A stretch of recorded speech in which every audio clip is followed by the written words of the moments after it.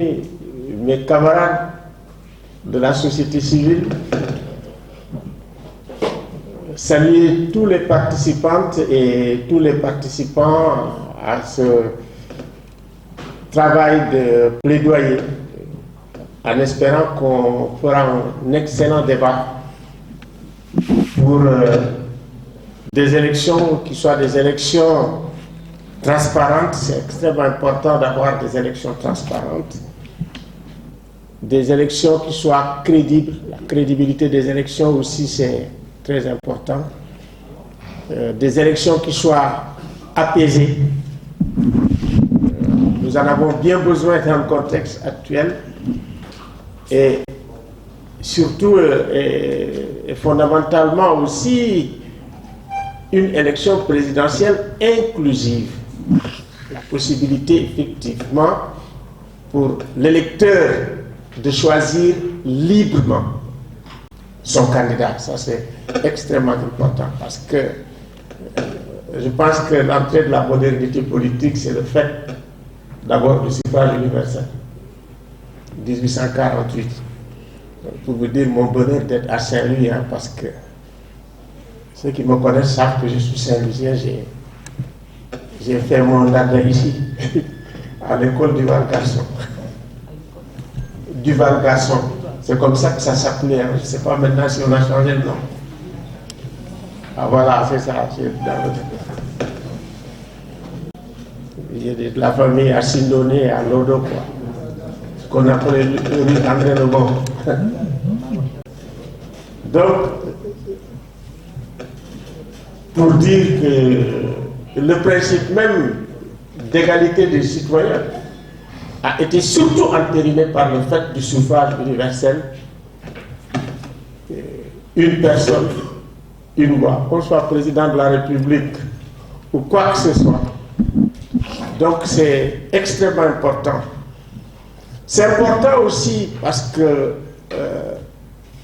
les élections, c'est un moment privilégié de la démocratie. Les élections, ça doit être une fête de la démocratie. Ça doit être un moment d'explosion des libertés fondamentales. C'est extrêmement important parce que les élections, dans le cadre de la démocratie, c'est le moment où l'on tranche, où l'on choisit. Parce que comme dit l'autre, hein, 51%, ça ne se discute pas. Voilà. C'est vraiment le pouvoir du dernier mot, comme dirait Rosan Vallon. Mais les élections aussi, c'est pas seulement la démocratie, ça c'est très important de le dire. Les élections, c'est le permis de gouverner, c'est une autorisation qu'on donne, c'est très important. Donc les élections, ça doit d'abord avoir une forte légitimité. La légitimité, c'est très important. La légitimité de l'élection, ça veut dire le principe même de légitimité. C'est le fait, et ça c'est très important, que l'élection se déroule de la façon la plus correcte, équitable, transparente possible et inclusive. Ça c'est très important pour la légitimité. Parce que si nous n'avons pas le principe d'inclusion dans les élections, et ce principe, il est évident que c'est ce principe qui est en débat chez nous, qui est fortement en débat. Dans les années 88, on avait des situations post-électorales très violentes. C'est maintenant, depuis pratiquement 2019, il faut bien le reconnaître, que nous avons un problème de contentieux préélectoral portant sur la question de l'éligibilité. Et c'est pour ça, effectivement, que le contentieux a tellement duré. Le contentieux a été, si vous voulez, traversé dans la tension, dans les violences, dans les polémiques, pour arriver à un moment crucial de mon point de vue qui est le moment du débat juridique. C'est pour ça que je voudrais saluer très chaleureusement. Moi j'appelle ça l'école de Saint-Louis. Il y avait un moment, les professeurs de droit, très souvent avec de beaux costumes, de belles cravates, étaient du côté des autorités publiques. Ils étaient de droit. Quand on était en France pour étudier, la plupart de nos amis ivoiriens jouaient au billard. Mais aujourd'hui, c'est incroyable, je suis stupéfait de voir que ceux qui portent la voix de la contestation, de la défense, de la dénonciation de la démocratie, c'est vraiment de jeunes collègues, des agrégés, qui se mettent en première ligne. Il me semble que si on doit toucher du doigt la spécificité de la démocratie sénégalaise, ce qui fait que la démocratie sénégalaise émerveille, c'est justement le fait de l'engagement d'intellectuels informés, scientifiques, courageux, parce que le contexte dans lequel nous intervenons n'est pas un contexte facile. Je vais peut-être vous lire quelque chose de ce contexte. C'est la difficulté de prendre la parole ou de parler. Et ces difficultés, Orwell les a définies, je vais le lire rapidement. Orwell parlait de la corruption de l'État. Il donnait deux définitions possibles. Il dit, l'État est corrompu lorsqu'on n'arrive plus à nommer les choses. Lorsqu'on ne peut pas nommer les choses parce que si on les nomme, on est soit dans un phénomène de censure, soit on est mis en danger pour la vérité qu'on est en train de dénoncer. Ça, c'est le premier niveau. Le deuxième niveau de corruption, le plus terrible, est celui où l'on pense que nommer les choses ne sert à rien. Dénoncer les inégalités ne sert à rien. Quand on dit nommer les choses ne sert à rien, je reviens sur ça. Parce que le grand débat que nous avons ici, c'est sur la justice. Et puis moi, maintenant, je vais faire un tout petit peu une analyse en tant que sémioticien. Les Sidi Alpha Ndiaye et nos amis, ils vont parler des articles. Ma compétence n'est pas là-bas. Mais maintenant, c'est ce que nous appelons, si vous voulez, la corruption de la parole performative du juge. Quand un juge décide ou parle, ce n'est pas comme vous et moi. Le juge, il est investi d'une autorité. Il est investi d'un pouvoir. Sa parole, ça ne sert pas seulement à informer ou communiquer. Ça sert à agir. C'est ce qu'on appelle les actes de parole. Les actes performatifs de parole. Maintenant, vous imaginez, vous êtes investi du pouvoir judiciaire et de tout ce qui l'accompagne, ça veut dire l'institution judiciaire. Ça veut dire qu'un juge qui dit, écoutez, je vous condamne à 3 ans, immédiatement l'État prend toutes les dispositions nécessaires pour vous prendre, vous mettre dans un panier à salade et vous amener. C'est ça le rôle de l'État. Quand un juge prend une décision qui n'est pas suivie d'effet, mais à la limite, on assiste à l'effondrement de son autorité et à l'effondrement du pouvoir judiciaire et à l'effondrement de l'institution judiciaire. C'est extrêmement important de le rappeler, parce que nous sommes dans un régime libéral, au sens propre ou figuré. C'est... comment il s'appelle, Montesquieu, Locke, Rousseau, la séparation des pouvoirs de 1789 disait même si vous n'avez pas la séparation des pouvoirs, vous n'avez pas de constitution. Donc, pour dire que si vous voulez, parmi ce qu'on peut appeler les insuffisances qui aujourd'hui troublent l'horizon de la présidentielle de 2024 et crée une certaine incertitude, je dirais même une angoisse qui se sent d'ailleurs dans la polarisation des débats et même dans la violence des débats.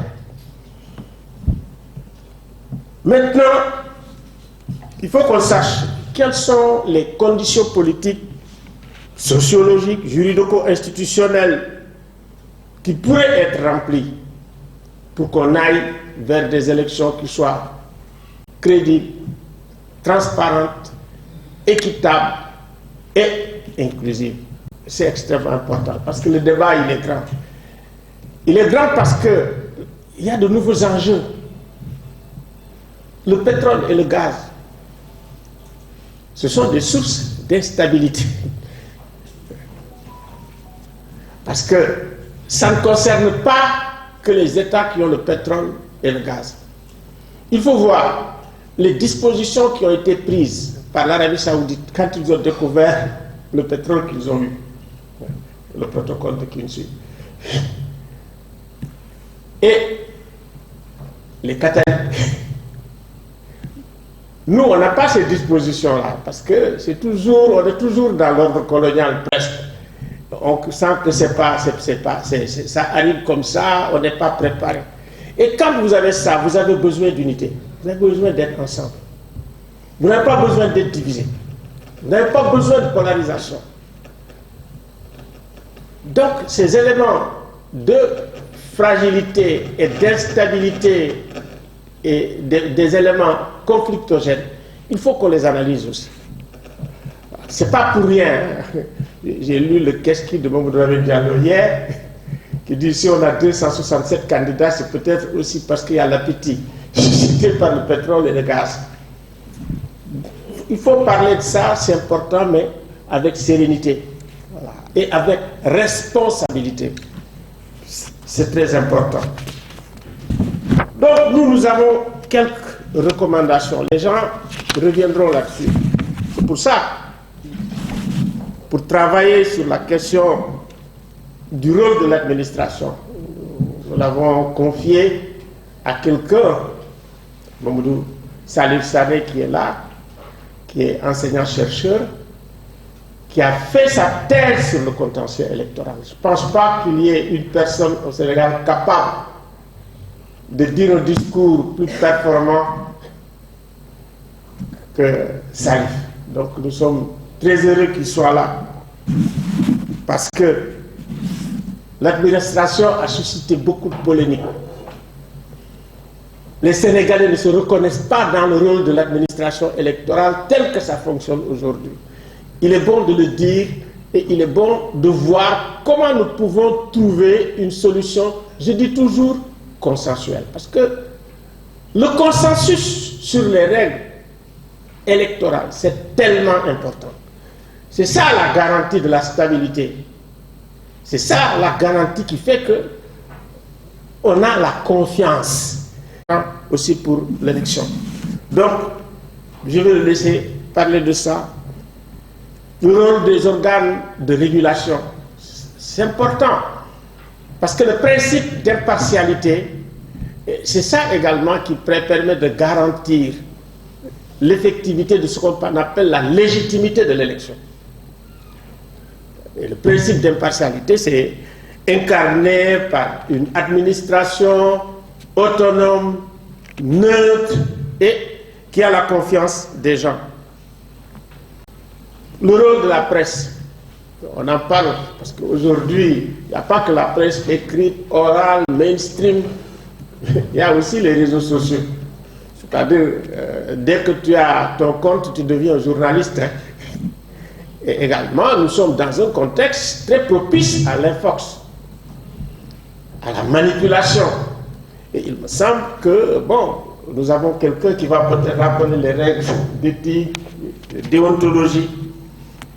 Tout le monde le connaît. Il fait partie des figures de Saint-Louis.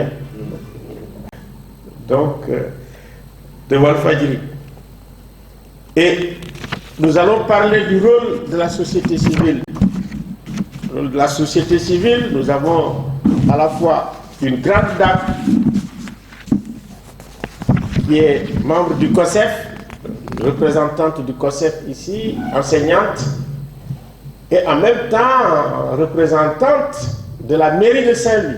Et de ce point de vue, quand même, nous remercions Monsieur le maire de Saint-Louis pour nous avoir honorés et d'assurer la présence d'une représentante ici. Et également, parfois, que j'ai découvert avec beaucoup de plaisir, qui ne reste pas longtemps ici. Et Pape Farah, non seulement, je dirais, c'est la science qui est sollicitée un peu partout dans le monde, mais il a un autre pied. C'est pour ça que je me reconnais en lui. Ça veut dire sur le terrain de la lutte contre la corruption.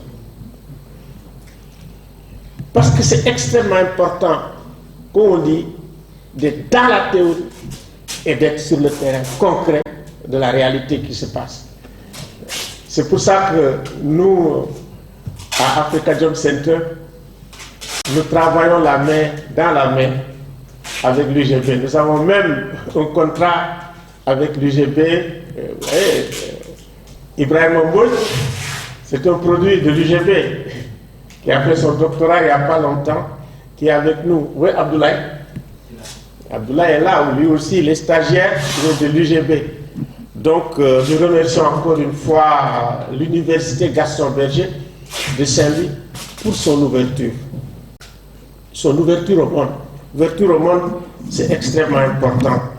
Donc, sur ça, après avoir présenté, j'espère que je n'ai oublié personne, après je vais passer la parole à la représentante du maire qui va faire le discours d'ouverture. C'est le modérateur, le coordinateur de Africa Jom Center. Mesdames et messieurs les communicants, à ma gauche, à ma droite, Gabriel Barbier, et Farah, mon élève. Mon élève, j'étais son professeur de sciences de la vie et de la terre. Le modérateur, je le rappelle tout le temps, nous avons partagé un vol ensemble, quittant Dubaï et en Éthiopie. On devait faire un escale, mais il y avait un décalage de 14 heures. En principe, ils devaient loger à l'hôtel.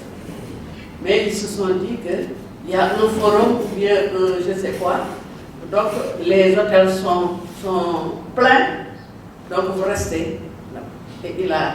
Et la contestation venait même de lui.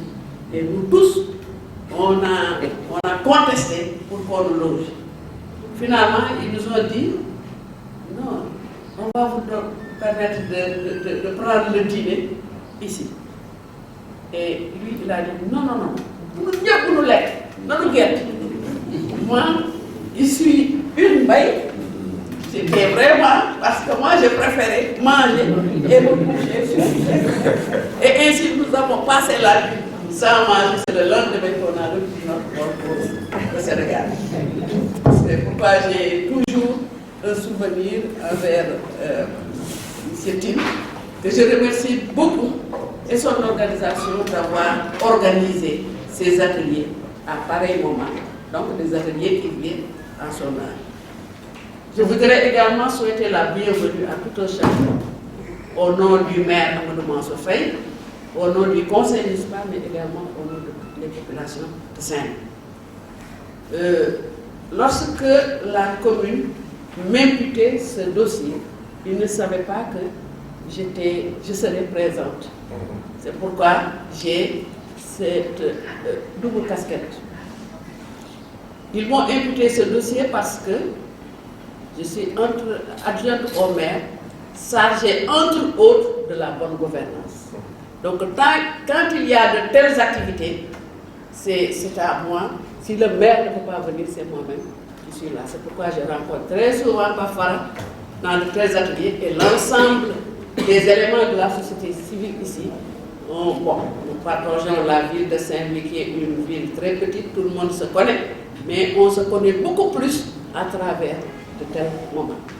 Et nous vous remercions beaucoup parce que nous avons besoin d'élections transparentes. Nous avons besoin d'élections apaisées et inclusives. Et ce sont seulement ces forums, ces séances d'explication qui vont nous permettre d'aller vers de telles élections. Sur ce, donc, je souhaite plein succès à cette rencontre. Et de telles rencontres ont lieu souvent à la veille des élections. J'avoue que la moitié de ceux qui sont dans la salle, nous avons partagé d'autres rencontres. Et je souhaite que cela soit multiplié davantage pour qu'on puisse avoir des élections apaisées, transparentes et surtout inclusives. Et quand je parle inclusive, peut-être je parle de ceux qui sont des candidats, mais je vais parler surtout des femmes candidates, qu'on ait beaucoup plus de femmes candidates lors de ces élections.